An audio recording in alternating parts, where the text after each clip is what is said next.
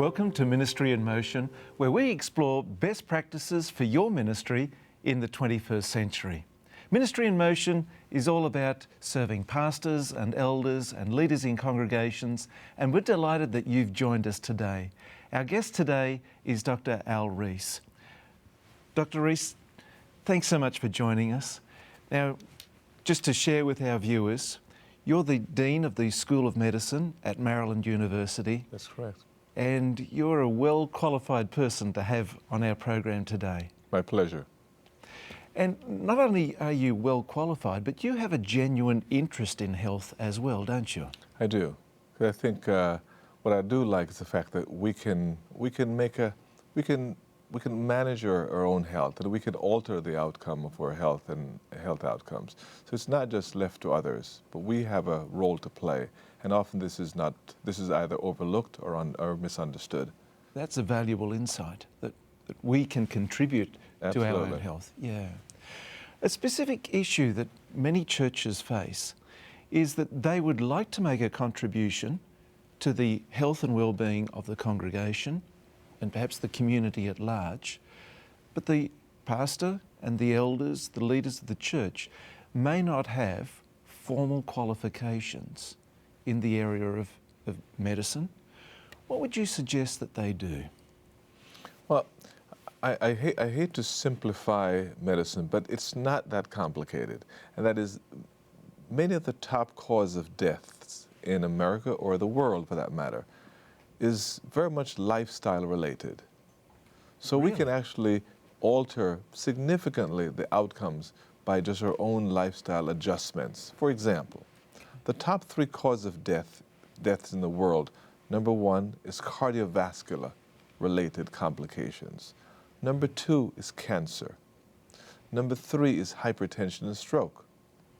Now, those, for the most part, are what is called modifiable risks. Those risks can be modified, and we can have a significant role to play in modifying those risks. Okay. Let's look at the first one, the cardiovascular. What can we do to improve our cardiovascular health? Well, there are several things, and they all can be done by ourselves at home. We don't need to necessarily have a physician, except the physician should be aware of what we're doing, because I don't think it's wise for any person to become involved in major adjustments without a physician becoming aware of what we're doing. But Okay. First of all, number 1, we should at least know what our weight is, our weight status. Right. We call the body mass index, because that can influence very much our cardiovascular complications. Number 2, we should know what our blood pressure status is, because that can have a direct impact on whether we're perfusing our brains or our hearts or getting heart complications, cardiovascular risks. Next, we should know what our cholesterol status is, because that is, if you will, the fundamental to whether we're going to be having cardiovascular complications soon or not too soon, or maybe not at all. Mm-hmm. So those are at least some of the things that we can do on a very simple basis: the weight, height, the BMI, body mass index, Right. or blood pressure, that influences, Mm-hmm. and of course our cholesterol levels. And Okay. then once we know those, we can work to adjust them. And often these are lifestyle changes that we need to do if they're on the wrong side to begin with. Right, okay. I can remember in an earlier program that you were kind enough to join us for, Dr. Reece. We went through and we explored all of those numbers, and perhaps our viewers, if they'd like more details about those numbers, could go to our website, Ministry in Motion, and go back to that program and explore and find more information on that. So, having arrived at those numbers and found those numbers, what are the key critical things that a person needs to do to improve those numbers? Well, let's take, there's several, but let's take one, simple, exercise. Exercise raises your HDL. And as I said, your HDL cholesterol, you want to keep it high to be good. Right. So exercise would be a contributor. 2, exercise is very good for cardiovascular health. Exercise is also good for your weight. Mm-hmm. So right there, just by exercising on a regular basis, we can not only improve our cardiovascular status by way of elevating the good cholesterol, HDL, Mm-hmm. but also in keeping our weight reduced. The flip side, we should be focusing on our diets. And the time when, simple things, the time of day that we eat the largest meal, Right. the amount of calories we consume each day. And three, the quality of the components that we eat. For example, if we're eating a large amount of carbohydrate Mm-hmm. and we're having that at the end of the day, that's not going to be burnt off. That's a danger, is it? That's going to be stored. Yeah. So those are some simple things: quantity, quality, and timing of our meals, and exercise. All work together to, I think, have a significant impact on those health statistics that you just shared. Terrific. Okay. Now, we're facing in the world, it seems to be, two major issues. One seems to be the obesity issue, and another one seems to be diabetes. Tell us more about these issues that we're facing. Well, this is a serious. This is a pandemic. Mm-hmm. As we speak, That's a quite a frightening term in a sense. it really is. It's so frightening and so true that there's a new term that's been coined, and that's called diabesity, and that is the synthesis, if you will, of the word diabetes and the word obesity. Diabesity. Mm-hmm. Because there's a doubling of the rates of diabetes worldwide, and there's almost an equal opportunity disease affecting any country, virtually every country worldwide. So diabetes and obesity, it's not just in one or two countries around the place. For instance, you know, the so-called developed countries. You're shaking your head. I am. It affects developed, underdeveloped, as well as developing. A true pandemic. It is a true pandemic. Okay. And I want to just emphasize one thing, just for our audience. There are different types of diabetes. Mm-hmm. Not all diabetes is affected by what we're saying. There's sort of gestational diabetes occurs in pregnancy. It's not generally affecting that. Slightly, but not generally. There's a so-called juvenile onset diabetes, usually affecting in smaller kids. Or the better term is type 1. That's usually not affected. 90% of diabetes is type 2.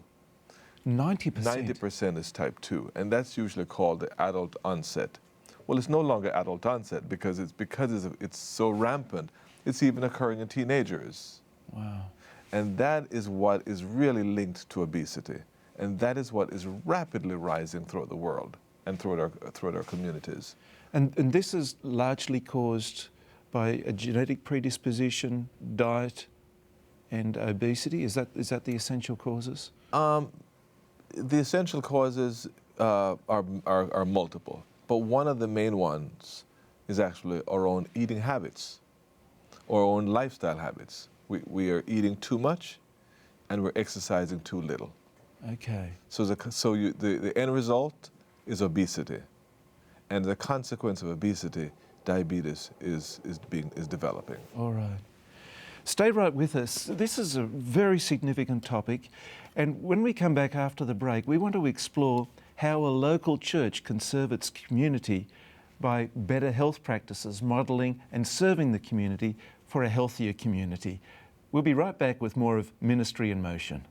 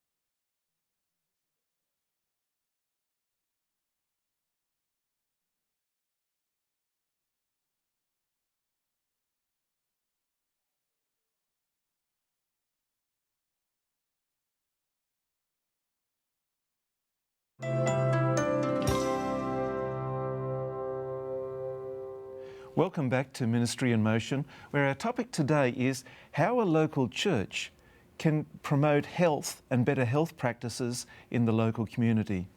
Dr. Reece, just in that last module, we looked at this pandemic of diabetes. What can a local church do to improve their health and to make an impact on the community at large? If it is a pandemic, this is something that almost all churches are encountering. What would you suggest? I think a local church, or church in general, can make a tremendous impact. One, I think that the pastor or the lay leaders, first of all, have to become convinced that this is a problem. Right. And two, they have to be convinced or be persuaded that they can make a difference. One, it needs to create a culture within the church of health habits that they can be pursuing. For example, there ought to be a regular emphasis in the church service on health, on healthy behavior, on a regular basis. And that regularity may be weekly, it may be monthly, whatever it's deemed to be appropriate, but it ought to be regular. And for example, there need to be a regular a recognition that the body mass index is something that they should be measuring. So everyone should know those numbers, emphasize knowing the numbers. So essentially you've gotten your congregation to be fully on board. The next is that the congregation should become involved in a comprehensive exercise program in various ways. It could be tailored to whomever, tailored, maybe done at home, maybe done in a walk, but there should be something where there's an encouragement by the pastor to be involved in some exercise activity that suits your schedule. Right, okay. So the church should be encouraging the members and encouraging the community as well to be involved in this exercise program? Absolutely. And again, it is not to make life very difficult, but rather there are different things you could do. And just encourage members to find ways to exercise, whether it be walking to your car, parking far away from the supermarket, parking the last parking slot, or taking the stairs as opposed to taking the elevator. But things that exercise becomes a part of the congregation's life, Right. and that the whole entire church has bought into. Yeah. Now, how would you suggest raising the profile of health within the weekly worship service? What are some examples where you would like to see that and how it could be raised? Well, I think one is to most of our churches typically have a health ministry program. They ought to be involved with the pastor. Certain sermons throughout the year should have a health emphasis component. There should be not just focusing on the negative consequences, but the positive consequences and the biblical basis for health and well-being, and how in order for us to be spiritually effective in our evangelism, in our sharing, we've got to be healthy. Yeah. And essentially our bodies become almost, if you will, a walking evangelistic tool. So to the extent that that becomes a part of the fabric of the ministry, the evangelistic outreach, I think members become involved. And the same thing I should point out for our eating habits. That should be part and parcel of the exercise program. The holistic approach should be there, but the pastor can make a huge difference. Right, and particularly setting up a culture for better health practices. Absolutely. Let me ask you this question. This diabetes is a pandemic. More than likely there are members within every church that are wrestling with this and combating it. How do you raise this topic without, in a sense, heaping blame or disenfranchising some of those members that may be facing that issue themselves? Have you got any suggestions where a church can sensitively address this? I think the best approach is the comprehensive approach as a start, where everybody is involved or everybody is affected. No one is free of the need to be sensitive to those practices. So the comprehensive diet dieting or diet habits or comprehensive exercise program should be something that every member is made aware of, and the pastor should speak it generally. Now, there are individual cases where someone is struggling, and the same way that a pastor has to deal with a struggling spiritual matter and has to sensitively deal with that, is the same way he will be dealing with a sensitive physical matter. Right. And it may require referring that person to a physician, a nutritionist, a counselor. But I think the pastor has an important, critical role in the life of that person. That person, that the pastor is someone whom they will trust. It sounds to me that you're suggesting that this all should be part of pastoral care. Absolutely. That pastors and elders offer the church. Absolutely. I think that members will have a pastor and a physician usually, and maybe a good friend. And they trust their pastor. If the pastor, in a very sensitive way, will share with it, they're very concerned about their health, and they want to be helpful, and they will even come and exercise with them one day, or bring another member, or whatever the pastor decides is the best way. But I do believe that in the same way the pastor is ministering to the spiritual needs of a person, an individual, that pastor can do the same with the physical needs. But the best is starting general for everybody. And describing this situation of diabetes as a pandemic, it sounds to me as though it's more than just a condition that we live with and put up with. There is the connotation that this has fatal consequences. It does, but and I said we can emphasize the fatal consequence, which is true and it's real. But I like to emphasize the flip side, and that's the benefit. You can actually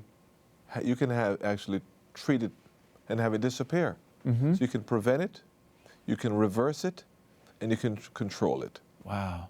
So the fact that you can reverse it with your lifestyle habits by losing weight in particular. There's some medication you can take as well. And again, depending upon how you get your physician involved, they can add certain medications so you can prevent, you can reverse, you can treat and control. That's an exciting possibility, isn't it? I think it is. It really is, yeah. Stay with us.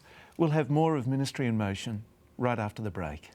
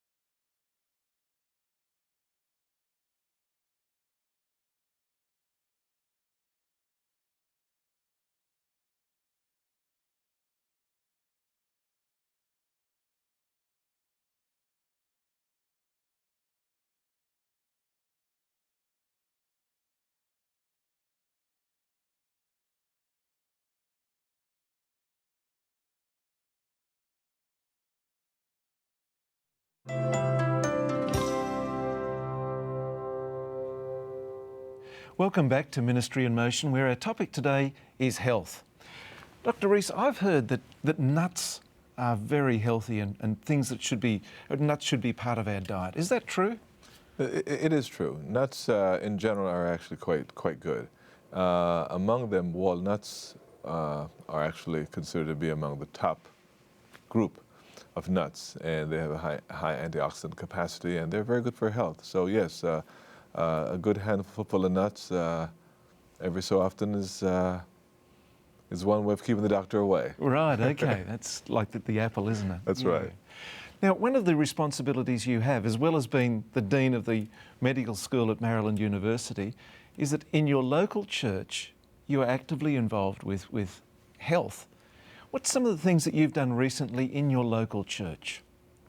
Well, we've had a health ministries group that I am a part of, And we have initiated a number of health seminars. But one thing we wanted to get the church involved in, it's the North American division Let's Move campaign. And the reason we wanted to do that is really to get the church involved in some exercise activities. So we started the program by progressively informing the church about the strategy, giving out pedometers, Right. or every week we have a health nugget in the bulletin. Okay. And this past week, we actually had a 5-kilometer walk-run program.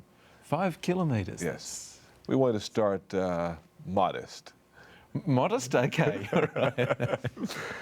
And we had 80 people who... 80 people? 80 people who came. That's encouraging, And isn't it was extraordinarily encouraging, extraordinarily encouraging. We just weren't sure how many would actually, but we've actually been promoting it rather regularly. And we're just very, very pleased. And of the 80, how did they go with the 5 kilometres? Well, it was a split in terms of maybe a third would run and 2/3 would walk. And the idea was just basically to get people out, and they will in turn create their own exercise activities at home. But we don't expect this to be the only activity, but it really just to be a catalyst, to start something, and you can do your own exercise program at home, whether you walk, you have your treadmill or elliptical, or whatever you have. Yeah. The idea is to just get a program that works for you. And move. And move. Let's move. Right. Now, do you have any case studies where a local church or perhaps a group of Christians from somewhere in the world have made really quite an impact on the health of the community at large? You know, there's one thing I'm thinking of, and my area of research is in diabetes, and I went to a conference once where I was giving a diabetes lecture, and I saw this lecturer. He was from Brazil, and he gave a wonderful story that I thought that I wish we could transport it or replicate it around the world. And he gave a story about his small community. That was a poor community, but they were getting obese, overweight and obese and very obese. And he just didn't know how to impact. Even in a poor community? In a poor community. Yeah. Because their activity level was low and their intake was high. Mm-hmm. And he struggled for a while. Make a long story short, he decided that particular community in Brazil, what they liked best was carnival. And he said, well, that's only once a year. How could I use that? And he thought of a brilliant idea from my perspective. One, how about carnival every month? Every month? Every month. Okay. And then he said, well, we have to train for carnival. So we train every week for the carnival every month.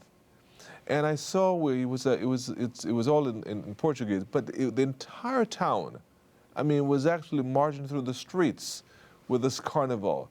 And eventually they started to actually lose weight because there was ongoing practice, the practice for the carnivals. It became so successful that he was actually, he made a presentation to our scientific community. But the point is that even in a community that is large, relatively poor, they introduced a program there that fit best that community. It fit the community because that community was interested in carnivals. And they created a carnival-style activity that had a tremendous impact on their weight and tremendous impact on their health. Wow. And I thought that, again, each community will have to modify their own set of activities to meet the community style. Right, okay. Very impressive. You know, it seems to me that just after spending this valuable time with you, that activity, exercise, is just so significant in whatever form it takes. Yes. And things like nuts are important as well. Yes. And offering a support group, encouraging people to be involved, a caring culture in a sense, which raises the profile of the importance of health. Dr. Reece, is there something that I haven't asked you that you wished that I had asked you during this interview? No, I think that we covered what I like to emphasize, and that is how important things, simple things, can be in the totality of our life, the quality of our life. Simple things, knowing our numbers, knowing our weight, our blood pressure, or body mass index, modifying them ourselves. Of course, with the doctor's awareness, we can have tremendous impact. Sometimes people assume that, well, I can't do it because I'm not a trained person, or I have to go to the doctor in order to do this. There's so much that we can do. Personal lifestyle adjustments can make a huge difference in the quality of life that we all live. So people really can take charge of their health. They can take charge of their health, and they have to therefore be accountable for their health as well. Well, Dr. Reece, thank you so much for joining us today. It's been my pleasure. Privileged to have you. Thank you for the expertise that you've shared with us, particularly your experience in a local church and how to raise the profile of health within a local church. Thank you. And thank you for joining us as well on Ministry in Motion. Today we've explored how a pastor, local church with the elders can raise the profile of health, not only within the church, but within the community as well. Health, of course, is a very significant topic that we take seriously on Ministry in Motion. Remember, you can view this program once again on demand at ministryinmotion.tv. You're also welcome to send us your feedback, questions and so forth to an email address which is feedback@ministryinmotion. Ministry in Motion is all about serving pastors and elders and local churches, and we hope that you'll join us again next time. But until then, may God bless you richly.